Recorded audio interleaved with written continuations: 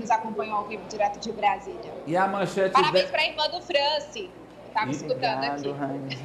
Isso, olha aí, tá vendo? Mais um canto de carroceria no Farol Velho. Farol Velho cai para um lado, cai para o outro e fica... Para, Amadeu Ferreira, com isso. Atenção, vamos falar de homologação, Ari Farol. Homologação da delação de Rony Lessa pelo Supremo indica proximidade da conclusão do caso. E agora há pouco, não é, Aniele? Os advogados de Rony Lessa pediram para sair. Pois é, Amadeu, porque de acordo, né, com o ministro da Justiça, Ricardo Lewandowski, que fez questão de chamar a imprensa ali às pressas para anunciar publicamente que o caso está perto de ser concluído, as informações é que a delação de Rony Lessa, que é o réu acusado de disparar contra Marielle e Anderson Gomes, ele falou quem seria o mandante, quem mandou matar Marielle. A pergunta que a gente se faz aí há 6 anos. Vamos ver a fala do ministro logo após se reunir com o relator do caso, que foi quem autorizou essa homologação. Vamos ver. Confirma de estar com o ministro Alexandre de Moraes, do Supremo Tribunal Federal, e que me comunicou oficialmente que ele homologou a colaboração premiada do ex-policial Rony Lessa, depois de ter passado no dia de ontem por uma audiência com o juiz auxiliar do ministro Alexandre de Moraes, em que ele confirma todos os termos da colaboração premiada. Pois é, semana passada, Amadeu, esse caso foi ao Supremo Tribunal Federal, porque agora envolve um dos investigados que tem o foro privilegiado, né? Pode ser, no caso aí, de foro privilegiado no STF, presidente, vice-presidente, parlamentares, ministros de tribunais superiores, mas o fato é que já tem uma pessoa, que é o Tribunal de Contas do Estado do Rio de Janeiro, Domingos Brazão, que foi citado, e o irmão dele é deputado federal, Chiquinho Brazão, mas a gente não sabe quem é essa pessoa mencionada no inquérito com foro privilegiado. Mas o certo é que, em meio à crise, Lewandowski sustenta aquela promessa que foi feita pelo diretor-geral da Polícia Federal, Andrei Rodrigues, de que o caso seria concluído no primeiro trimestre desse ano. Hoje já são 20, né?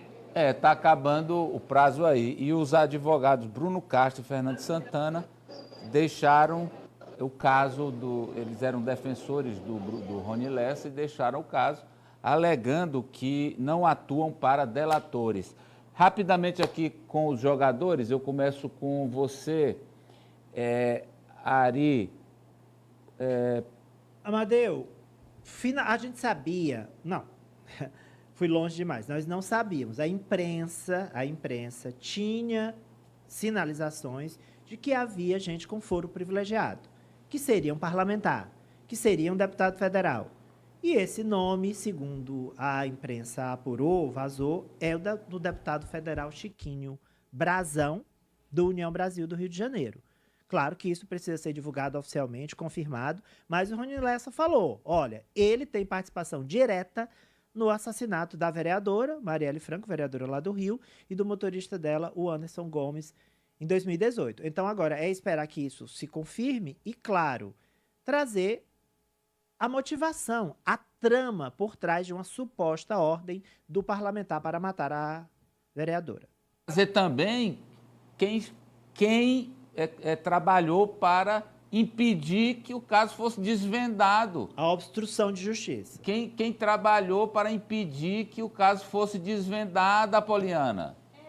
A própria fala do, não querendo aqui botar palavras na boca do ministro da Justiça, obviamente, mas você vê que ele faz ali elogios ao Alexandre de Moraes, até por ter sido também colega de tribunal, mas ele reforça que está nas mãos competentes do Supremo Tribunal Federal, do próprio Xandão, né, do Alexandre de Moraes. Então, isso também é uma marca que talvez lá em outras instâncias a coisa não estava andando realmente como se esperava, ou pelo menos na celeridade que se espera diante de um caso tão emblemático no nosso país e que tanto se questiona, né?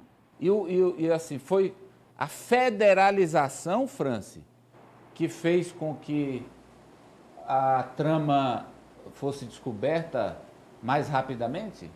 Com certeza, Amadeu. E o Rio de Janeiro, ele vive uma espécie de poder paralelo.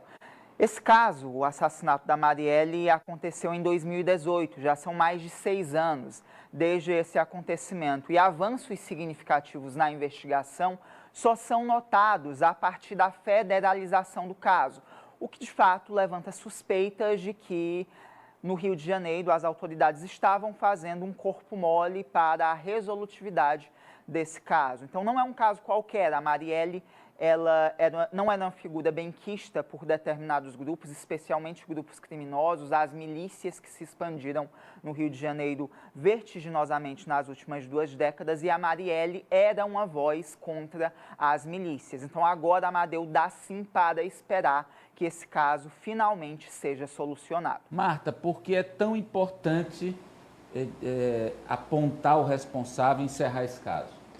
Amadeu, acho que por ela ser uma figura política e uma mulher negra, a gente sabe que mulheres em cargos de visibilidade, mulheres em posições importantes, já são difíceis, né, de elas terem voz, de elas serem ouvidas. A Marielle, ela tinha esse espaço, ela era uma mulher pública, ela era vereadora, ela falava pelas minorias, ela falava pela comunidade LGBTQIAP+.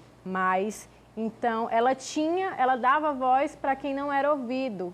Infelizmente, ela foi silenciada.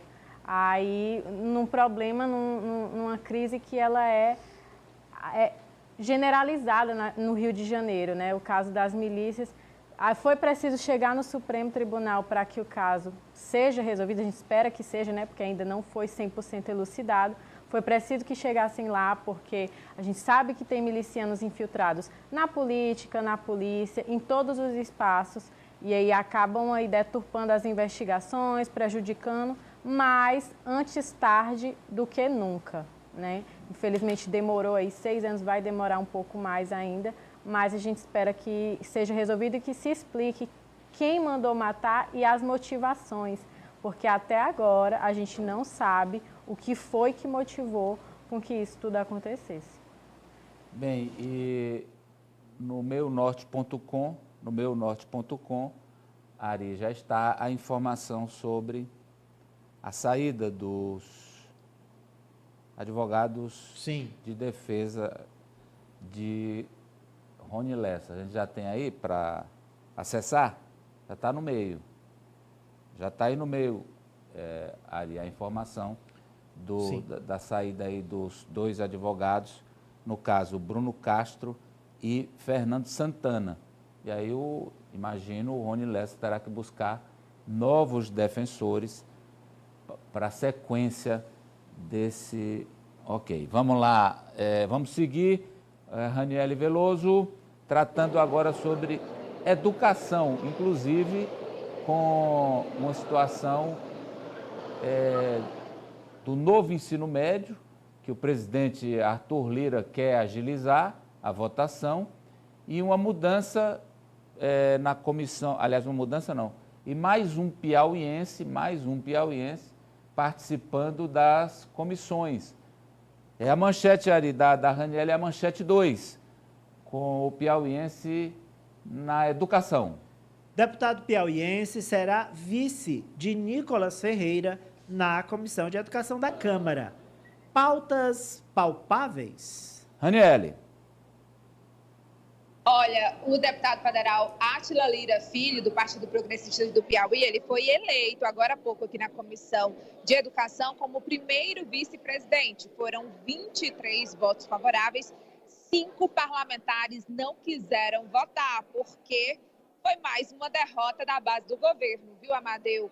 O PL, o partido do presidente Jair Bolsonaro, pediu as vagas que eram ocupadas pela base do governo. E aí, mais um membro da oposição, que é do PP, Átila Lira, assume ali a primeira vice-presidência. O fato é que Átila disse em entrevista exclusiva, assim que foi eleito, que tem outras prioridades na Comissão de Educação que não são as pautas ideológicas, inclusive o novo ensino médio, que será votado hoje aqui no plenário da Câmara dos Deputados. Essa é a expectativa. Vamos primeiro mostrar a fala do deputado e depois e dessa união com o Nicolas Ferreira, que é o presidente da Comissão de Educação, e depois eu falo sobre o novo ensino médio. Agradecer o meu partido pela indicação, né? Agradecer meus companheiros aqui da Comissão de Educação. É um orgulho muito grande. A Comissão de Educação, para mim, é a comissão mais importante do país, né? Que trata o destino da educação do nosso Brasil. E para mim, eu estou muito tranquilo em relação ao Nicolas, de poder contribuir com ele, né, de forma bem imparcial, para que a gente possa colocar bons debates, como o Plano Nacional de Educação, o Sistema Nacional de Educação, universalização das creches, o financiamento do ensino superior FIES, a expansão dos institutos federais, o ensino profissionalizante, a educação de tempo integral. Então, assim, o nosso Plano Nacional de Educação que tem que ser elaborado esse ano. Então, assim, para mim, tem muita coisa para a gente se debruçar, para que a gente possa sair com entendimento e fazer as coisas avançarem. Pois é, o deputado frisou ali que antes do homeschooling tem essas outras pautas. Não sei se o presidente vai ser favorável a isso. O fato é que ele é do mesmo partido que o presidente da Câmara, Arthur Lira, do PP, que ontem, pela segunda vez nessa semana, foram as noites de segunda e terça, esteve reunido com o ministro da Educação, Camilo Santana, e também com Mendonça Filho, que é o relator da proposta. Ele é do União Brasil de Pernambuco.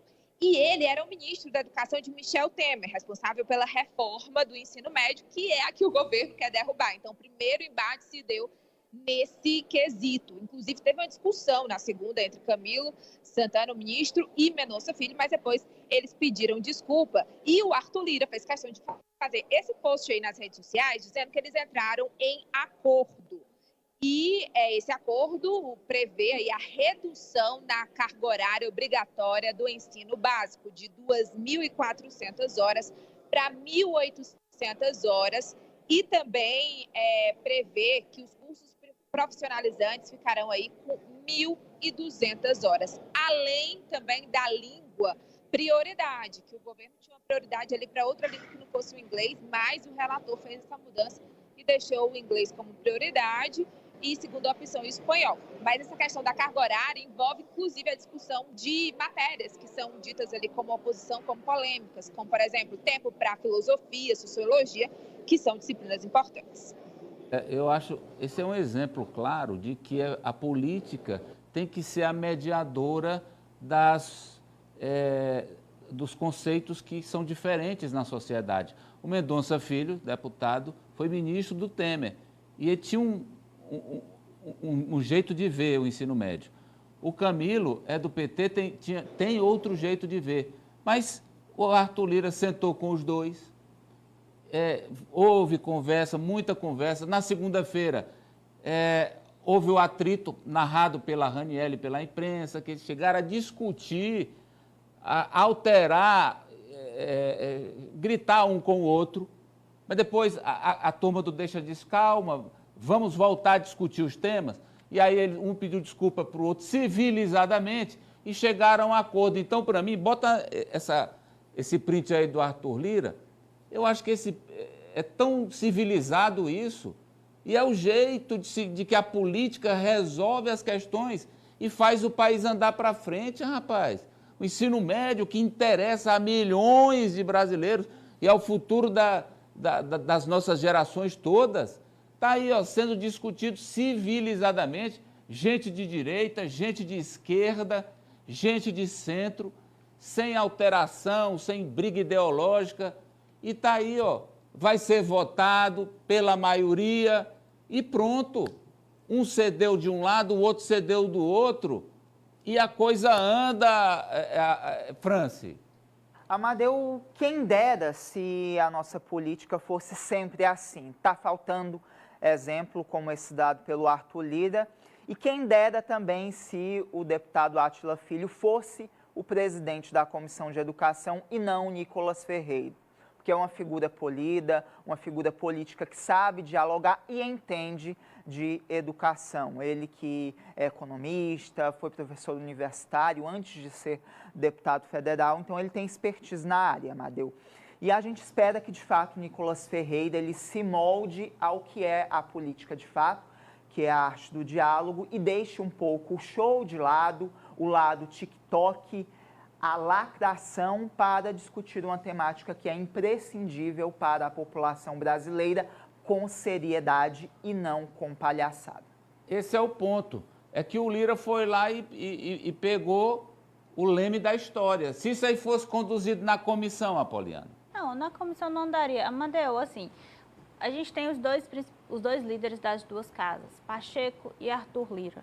Quando eles querem, eles fazem a coisa andar, eles conseguem a unidade, eles conseguem fazer a pauta propositiva ir à frente, afinal, eles são os donos da pauta. Então, quando a coisa corre solta, a gente também não pode deixar de pensar que eles seriam isentos nessa história. Estão ali, ou estão se omitindo, ou estão deixando a coisa correr. Então, eu acho que é muito mais vontade desses dois líderes de que a pauta ande do que é realmente outra coisa. Porque na comissão realmente não vai andar. Nas comissões, se não houver vontade, se não houver o pulso firme desses dois líderes, as coisas vão continuar atabalhoadas no Congresso. Mas também eles não são onipresentes para estar em toda a comissão, em todo lugar, não é o para tempo estar em toda a todo. comissão, não. Ele Aí só precisa mostrar a moral que eles têm. Fala, Marta. Amadeu, eu concordo com a Apoliana. Eu acho que falta ali boa vontade dos presidentes das casas em colocar ordem nas coisas.